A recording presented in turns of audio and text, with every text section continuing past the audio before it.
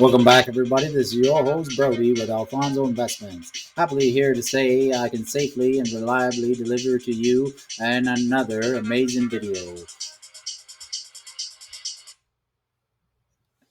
Special thanks to Garrett Jotter for hitting me up with a text message today, letting me know that those were actually refrigerator magnets that you guys sent me. Thanks a lot. They're now safely attached to the refrigerator. So wanted to say, hey Murray, sorry I couldn't make it over the other day. Uh, I was busy at Mishra's workshop, working late. Thanks for the invite to Commander. Uh, it would have been a lot of fun, but sometimes when you're grinding, you just you just can't play cards. So that's how it goes. So yeah, thanks for the special gift. I got the refrigerator magnets on the refrigerator, and the artwork's hanging on the mantle over the fireplace.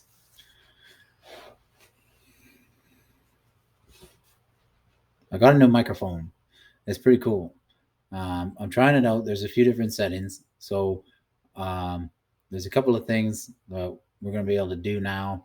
We're going to be able to do uh, another episode of Between Two Boosters with our second episode, and we're going to bring on a guest. And I also have another buddy of mine, Sam Lama Ding Dong. Sorry, but he is a buddy of mine, and he has come across an old box of magic cards that his parents had found in some of his stuff when they were moving some of his old stuff out of his old room. So he's gonna come by, and we're gonna do a video on that, which is pretty cool. So you all can meet Sam, and we can go through a box. I don't really know what's in there. I think he's got two boxes, a long sleeve box. So I'm gonna try and get my buddy over Sam here. So do like a kind of a throwback box open video. So that's gonna be kind of be fun. This weekend was really interesting. I traveled around a little bit, did some lifting, did some shopping, did some single buying. I did stop at a card shop and waiting for some stuff to come in the mail, so I couldn't wait too much longer. So this is what we picked up. I grabbed a copy of Squanner Resources, which is a pretty good card. Cycle land at a mana to your mana pool of any color that land could produce. I got that for like 20-30 bucks. $3 for a copy of Conspiracy. So I picked up a copy of Conspiracy. This is the one, I think it works with Didgeridoo, where you can kind of name a creature type and creatures that are in play and creatures that aren't in play and creatures that are in your hand and so on and so forth, or all that creature type. And you can kind of slip them into play with Didgeridoo, which is another card we got in the back. We got a few Didgeridoos. City of Solitude. I picked up a city for 30 bucks. Players can only play spells during their turn, so that's pretty cool. Right on. Haven't had any more people join the free Treon. I just want to do a shout out to Hey Taylor Metz. There are still more spots available for the free Treon. All you need to do is send an email to Alfonso Investments LLC at gmail.com and ask to do so. Uh, did you open some packs? Did you find something cool on the weekend? Did you guys do anything? Did you go anywhere? Did you play any seal events? Did you play any tournaments? Did you go and do FNM? Did you go to a buddy's place? Did you have any fun?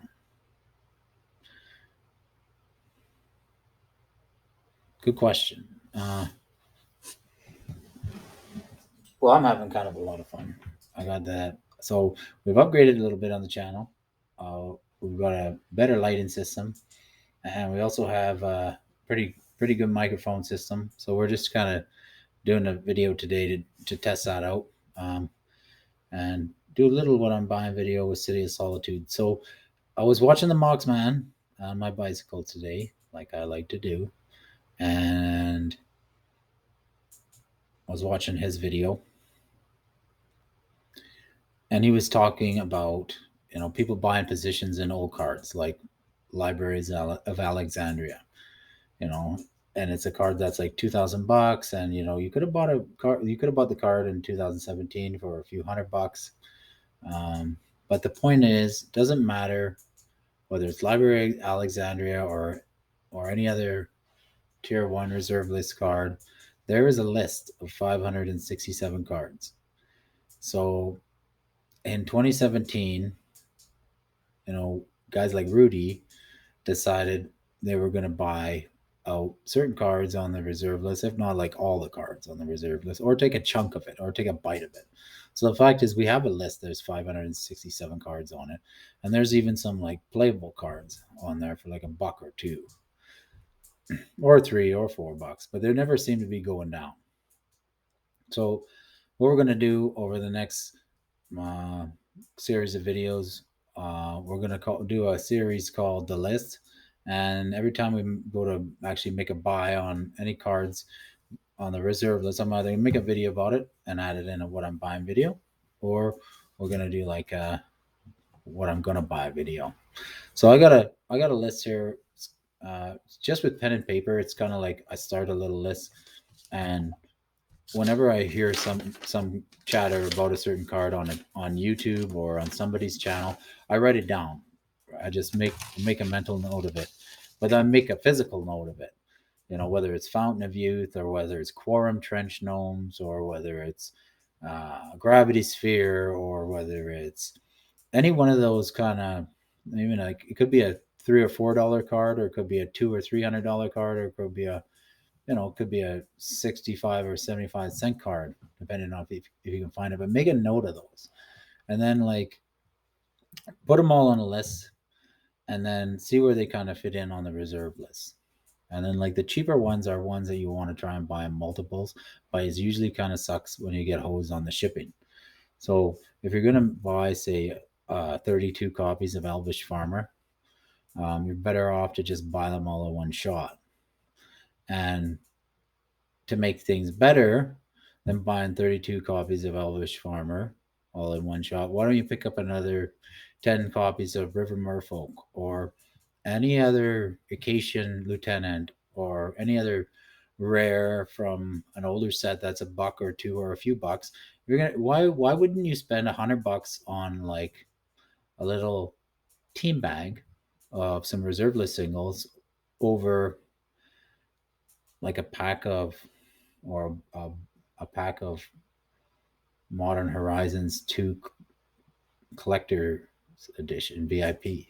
Like, at a certain point,